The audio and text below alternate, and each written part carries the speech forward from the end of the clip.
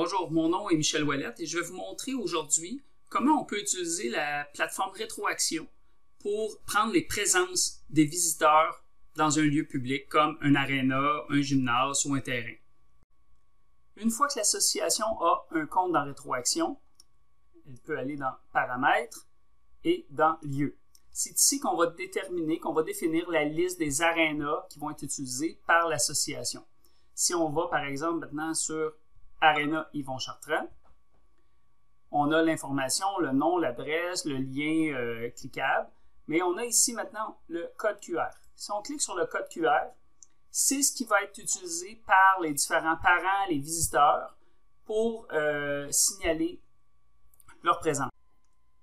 Alors ici, l'association peut soit imprimer cette page-là, imprimer des feuilles, coller ça à l'entrée sur les portes, et le parent, lorsqu'il va arriver à l'aréna, a simplement à prendre son cellulaire, utiliser son appareil photo et viser le code QR qu'on voit ici. Automatiquement, le parent va voir sur son téléphone un lien s'afficher qu'il va pouvoir suivre et ensuite saisir l'information comme son nom et son information de contact. Maintenant, comment ça fonctionne? Lorsque le parent va utiliser son appareil photo et suivre le lien, il va arriver sur cette page-là. Première étape, on lui demande de fournir son nom. Deuxième, une information de contact, soit son numéro de téléphone ou encore son courriel.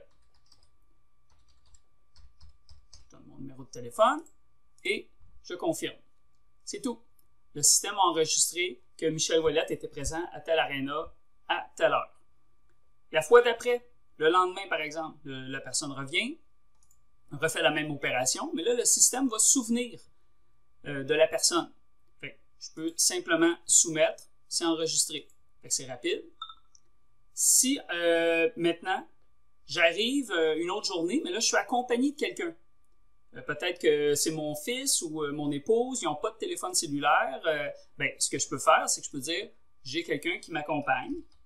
C'est Martine, puis j'ai mon garçon, Julien. Je soumets.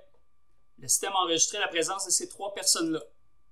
Encore une fois, si je retourne après, mais je dis, bon, mais cette fois-là, Martine n'est pas présente avec moi, soumettre. Vous voyez, c'est très, très simple. Une fois qu'on a rentré l'information, on peut justement juste confirmer en quelques secondes.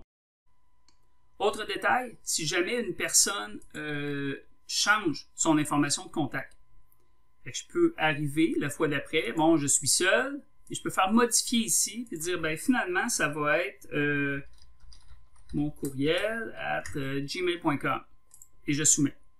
Fait que je viens de changer mon information de contact, mais ça va changer l'information pour toutes mes visites. Fait que si je retourne dans le passé et puis je vois que Michel était présent à telle place, maintenant je vais savoir que je dois le contacter avec la nouvelle adresse courriel et non l'ancien numéro de téléphone.